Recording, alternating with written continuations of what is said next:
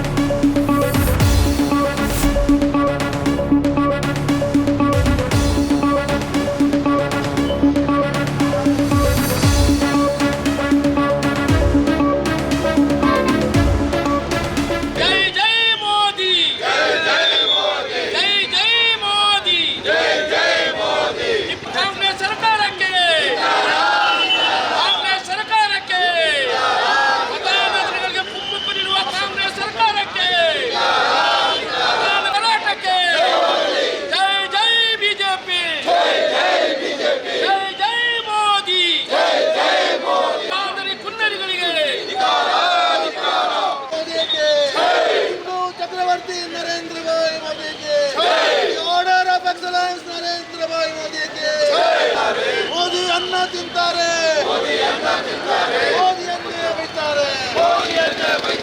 Down down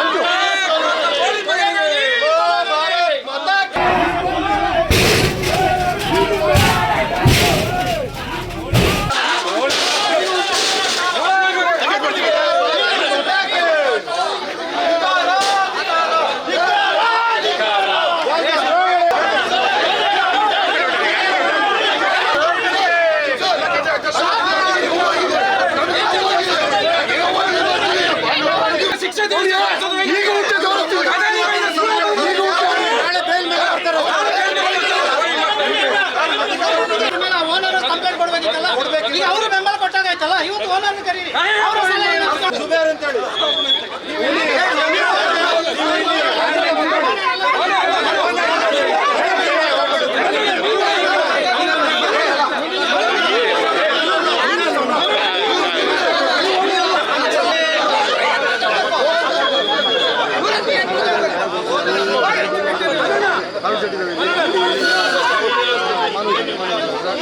ಇವತ್ತು ಇದು ಆಗಿತ್ತು, ತುಂಬ ದಿನ ಆಗಿದೆ.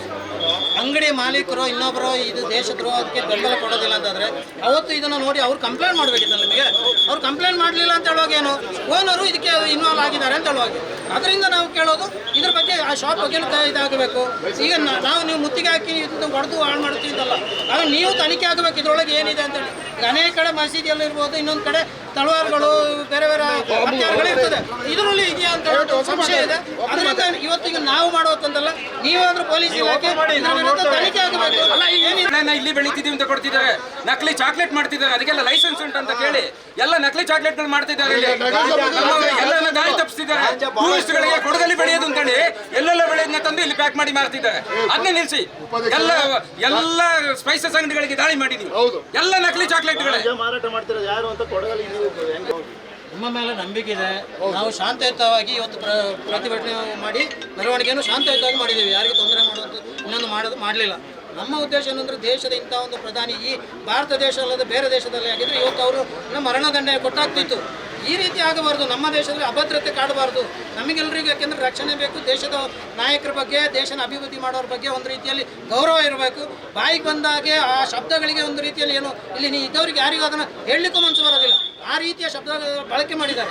ಈ ರೀತಿ ಆಗೋದಂತ ಕಂಟ್ರೋಲ್ ಆಗಬೇಕು. ನೀವು ಏನಂದರೆ ಒಂದ್ಸಲ ಅರೆಸ್ಟ್ ಮಾಡಿ ನಾಳೆ ಏನೋ ಕಾನೂನಲ್ಲಿ ಅವ್ರು ಹೊರಗೆ ಬಂದರೆ ಮತ್ತೆ ಇಷ್ಟೇ ಆಗೋದಂತೇಳಿ ಮತ್ತೆ ಅದನ್ನು ರಿಪೀಟ್ ಮಾಡ್ತಾರೆ. ಅದಕ್ಕೆ ಅವಕಾಶ ಆಗಬಾರ್ದು ಅಂತೇಳಿ ಸೆಕ್ಷನ್ಗಳು ಕಾನೂನು ಏನುಂಟು ಗಟ್ಟಿಯಾಗಿ ಹಾಕಿ ಕಾನೂನಲ್ಲಿ ಅವರು ಅವರಿಗೆ ಅಂದ್ರೆ ಶಿಕ್ಷೆ ಆಗಬೇಕು. ಗಡಿಪಾರ ಆಗಲೇಬೇಕು. ಮತ್ತೆ ನಾಳೆ ಮತ್ತೊಂದು ಬಂದು ಇದೆ ನೀವು ನೆಗ್ಲೆಕ್ಟ್ ಮಾಡ್ತಾ ಇದ್ದೀರಿ. ಅದ್ರ ಜೊತೆಗೆ 2 ಶಾಸಕರುಗಳು ಕುಮ್ಮಕ್ ಕೊಡ್ತಾ ಇದ್ದಾರೆ.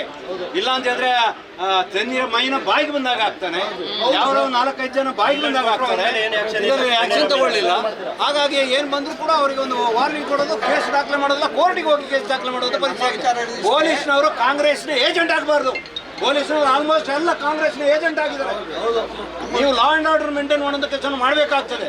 ಇದು ಸರಿಯಲ್ಲ ಅಂತ ನಾವು ಹೇಳಲಿಕ್ಕೆ ಇಚ್ಛೆಪಡ್ತೇವೆ. ಅವತ್ತಾಗಿ ನಿಮ್ಗೆ ಆ ತಾಕತ್ ಬರಲಿಲ್ಲ, ಅವ್ರು ದಸರಾ ಮಾಡಿದಿಲ್ಲ, ಏನು ತಾಕತ್ ಬಂದು ನಿಮಗೆ? ಅವತ್ತಿಗೆ ಮತ್ತೆ ರೂಲರ್ ಇರ್ಲಿಲ್ವಾ? ಅಥವಾ ಪೊಲೀಸ್ ಇಲಾಖೆ ಮುಟ್ಟಬಹುದಾ? ಇವತ್ತು ನಾವು ಯಾರಾದ್ರೂ ಮುಟ್ಟಿದೀವಾ? ನಿಮಗೆ ಮುಟ್ಟೋರು ನಾವು ತಡೆದಿದ್ದೀವಿ. ಆ ರೀತಿ ಪೊಲೀಸ್ ಅವರ ಮೇಲೆ ಅದಕ್ಕೆ ಜನ ಬೆಂಬಲ ಇರ್ತದೆ. ಅಷ್ಟೇ. ಕಾರಣದಿಂದ ನಾವು ಹೋಗಿದ್ದೇವೆ. ಹಾಗೆಲ್ಲ ಇಲಾಖೆಗೆ ನಾವು ಅಷ್ಟೇ ಇಮಿಡಿಯೇಟ್ ಬೇಲು ಯಾರು ಕಾಕಿನ ಮುಟ್ಟಬಾರ್ದು, ಕಾಕಿನ ರಕ್ಷಣೆ ಮಾಡ್ತಾರೆ. ಆದರೆ ಪೊಲೀಸ್ನವರೇ ಕುಮ್ಮಕ್ಕ.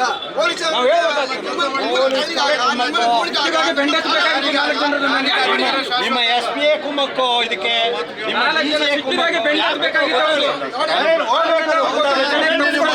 ಓದಿಬೇಕಾಗಿತ್ತು ಬೋಳಿ ಮಕ್ಕಳಿಗೆ. ನಿಮ್ಮ ಪೊಲೀಸ್ ಇಲಾಖೆಯಲ್ಲಿ ವಾಟ್ಸಪ್ ನೋಡ್ತೀವಿ, ಅದ್ರೊಳಗೆ ಪಾಪ ಪೊಲೀಸ್ ನಿಲ್ಲಿಸ್ತಾ ಇದ್ದಾನೆ, ಅವನು ರೋಪ್ ಆಗ್ತಾ ಇದ್ದಾನೆ. ಹಾಗೆ ನೀವೇನ್ ಮಾಡ್ತೀರಿ? ಹಾಗೆ ನಿಮ್ಮ ತಾಕತ್ತಲ್ಲಿ ಹೋಗಿತ್ತು, ಹಾಗೆ ನಿಮ್ಮನ್ನು ತಮ್ಮಲ್ಲಿ ಹೋಗಿತ್ತು.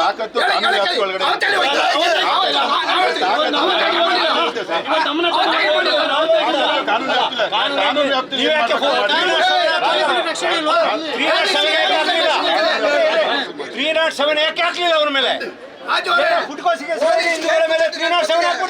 ಮಾತಾಡಬೇಡ. ಅವತ್ತು ಒಬ್ಬ ಕಾನ್ಸ್ಟೇಬಲ್ ಪಾಪ ಒದ್ದಾಡ್ತಿದ್ದ, ನೀವು ಅಧಿಕಾರಿಗಳು ಏನ್ ಮಾಡಿದಿರಿ? ಆಗ ನಾವೆಲ್ಲ ಅಲ್ಲೇ ಇದ್ವಿ ಸರ್. ಇವತ್ತು ನಾವೇನ್ ಮಾಡಿದ್ವಿ?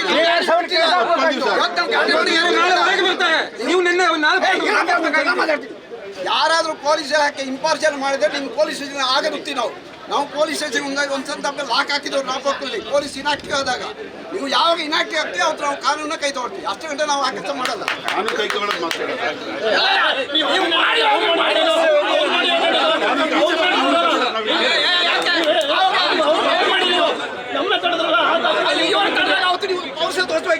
ಅವತ್ತು ಕಾನೂನು ಪ್ರಕಾರ ಏನು ಮಾಡಿಲ್ಲ ಸರ್. ಪೌರುಷ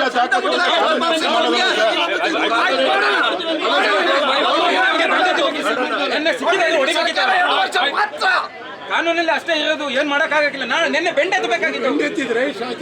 ನೋಡಿ ಇಷ್ಟರವರೆಗೆ ನೀವು ಮಾತಾಡಿ ನಾವು ಮಾತಾಡ್ತೀವಿ, ನೋಡೋಣ ಮಾಡಿ. ಇನ್ನು ನಾವು ನಾನು ನೋಡ್ತೀನಿ. ನಿಮಗೂ ನೆಮ್ಮದಿ ಇಲ್ಲ, ಬೇರೆವರೆಗೂ ನೆಮ್ಮದಿ ಇಲ್ಲ. ನೀವು ಹೇಳಿದ್ರಲ್ಲ ಅವತ್ತು ನೀವು ಮಾಡೋಕ್ಕಾಗಿಲ್ಲ, ಇವತ್ತು ಒಂದು ಇದು ಮಾಡಿದಾಗ ನೀವು ದುಡಿದ್ರಿ, ಅದಕ್ಕೆ ದುಡ್ಬೇಕಿತ್ತು. ಕೆಲಸ ಕೊಡಬೇಕಲ್ಲ. ಪ್ರಧಾನಮಂತ್ರಿಗಳಂತಹ ಸನ್ಮಾನ್ಯ ನರೇಂದ್ರ ಮೋದಿಜಿಯವರು ಇಡೀ ಪ್ರಪಂಚದಲ್ಲೇ ವಿಶ್ವಗುರು ಅಂತ ಹೇಳುವಂಥ ಹೆಸರು ಪಡೆದಂಥವ್ರನ್ನ ಇವತ್ತು ಪಾಕಿಸ್ತಾನದ ಭಯೋತ್ಪಾದಕರು, ಪಾಕಿಸ್ತಾನಕ್ಕೆ ಜೈ ಹೇಳುವಂಥವರು ಇವತ್ತು ಸೋಷಿಯಲ್ ಮೀಡಿಯಾದ ಭಾಳ ಅವೇಳನಕಾರಿಯಾಗಿ ಮತ್ತು ಭಾಳಷ್ಟು ತುಚ್ಛವಾಗಿ ಸ್ಟೇಟ್ಮೆಂಟ್ ಕೊಟ್ಟು ಅದನ್ನು ವೈರಲ್ ಮಾಡಿದ್ದನ್ನು ನೋಡಿದಾಗ ನಿಜವಾಗಲೂ ಕೂಡ ಅವ್ರನ್ನ ಕಂಡಲ್ಲಿ ಗುಂಡಿಕ್ಕುವಂಥ ಕೆಲಸವನ್ನು ಮಾಡಬೇಕು. ಇವರು ಪಾಕಿಸ್ತಾನದಕ್ಕೆ ಜೈ ಅನ್ನುವಂಥವ್ರೆ, ಇಂಥವ್ರನ್ನ ಪಾಕಿಸ್ತಾನಕ್ಕೆ ಕಳಿಸುವಂಥ ವ್ಯವಸ್ಥೆನ ಕೂಡ ಮಾಡಬೇಕು. ಇಲ್ಲಿ ಅವರಿಗೆ ಜೀವನ ಮಾಡೋಂಥ ಹಕ್ಕಿಲ್ಲ. ಇವತ್ತು ನಮ್ಮ ಯೋಗಿಜಿಯವರು ಏನು ಮಾಡ್ತಾರೆ, ಅವರ ಮನೆ ಮಠ ಇರ್ಬೋದು, ಅದನ್ನು ಕೂಡ ಡಮಾಲಿಷ್ ಮಾಡುವಂಥ ಕೆಲಸವನ್ನು ಕೂಡ ಮಾಡಬೇಕಾಗ್ತದೆ. ಈ ರೀತಿಯಲ್ಲಿ ನಮ್ಮ ದೇಶದ ಗಾಳಿ, ನೀರು, ಅನ್ನ ತಿಂದು ನಮ್ಮ ದೇಶದ ಪ್ರಧಾನಮಂತ್ರಿಗೆ ತುಚ್ಛವಾಗಿ ಮಾತಾಡುವಂಥವರು ಇವತ್ತು ಈ ಕಾಂಗ್ರೆಸ್ ಸರ್ಕಾರದಲ್ಲಿ ಕುಮ್ಮಕ್ಕಿನಿಂದ ಬಂದಿದ್ದಾರೆ ಅಂತ ಹೇಳಲಿಕ್ಕೆ ಇಚ್ಛೆ ಪಡ್ತೇನೆ. ಯಾಕೆಂತಂದರೆ ಇವರನ್ನು DJ ಹಳ್ಳಿ ಇರ್ಬೋದು, KJ ಹಳ್ಳಿ ಇರ್ಬೋದು, ಉದಯಗಿರಿ ಇರ್ಬೋದು, ಅದರ ಜೊತೆಗೆ ಜಮ್ಮು ಕಾಶ್ಮೀರದಲ್ಲಿರ್ಬೋದು, ಮಂಗಳೂರಲ್ಲಿ ಇರ್ಬೋದು, ಬಾಂಬ್ ಬ್ಲಾಸ್ಟ್ ಮಾಡಿದಂಥ ಸಂದರ್ಭದಲ್ಲಿ ಈ ಮಾಜಿ ಈಗಿನ ಹಾಲಿ ಡೆಪ್ಟಿ CM ಅವರು ಹೇಳಿದರು, ಇವರೆಲ್ಲ ನಮ್ಮ ಬ್ರದರ್ಸ್ ಅಂತ ಹೇಳುವಂಥ ಮಾತನ್ನು ಕೂಡ ಹೇಳಿದರು. ಅದರ ಜೊತೆಗೆ ನಮ್ಮ ಮುಖ್ಯಮಂತ್ರಿಗಳಾದ ಸಿದ್ದರಾಮಯ್ಯನವರು ಟಿಪ್ಪು ಜಯಂತಿನ ಮಾಡಲಿಕ್ಕೆ ಹೊರಟು ಆವತ್ತು ಕುಟ್ಟಪ್ಪನ ಹತ್ಯೆ ಆಗುವಂಥ ವ್ಯವಸ್ಥೆ ಕೂಡ ಆಯಿತು. ಅದೇ ರೀತಿ ಕುಮ್ಮಕ್ಕು ಕೊಡೋದ್ರಿಂದ ಇವತ್ತು ಈ ಪಾಕಿಸ್ತಾನಕ್ಕೆ ಜಯಕಾರ ಹಾಕೋರು, ಜಿಹಾದಿಯನ್ನು ಮಾಡುವಂಥವರು ಈ ರೀತಿ ವೈರಲ್ ಮಾಡುವಂಥ ವ್ಯವಸ್ಥೆನ ಕೂಡ ಮಾಡ್ತಾ ಇದ್ದಾರೆ. ಇದನ್ನು ತೀವ್ರವಾಗಿ ನಾವು ಖಂಡಿಸ್ತೇವೆ. ಅವ್ರನ್ನ ಈ ಮಡಿಕೇರಿಯಿಂದ ಇಮಿಡಿಯೇಟಾಗಿ ಸರ್ಕಾರ ಗಡೀಪಾರು ಮಾಡುವಂಥ ಕೆಲಸವನ್ನು ಮಾಡಬೇಕು ಅಂತ ಒತ್ತಾಯನೂ ಆಗ್ತಾ ಇದ್ದೇನೆ.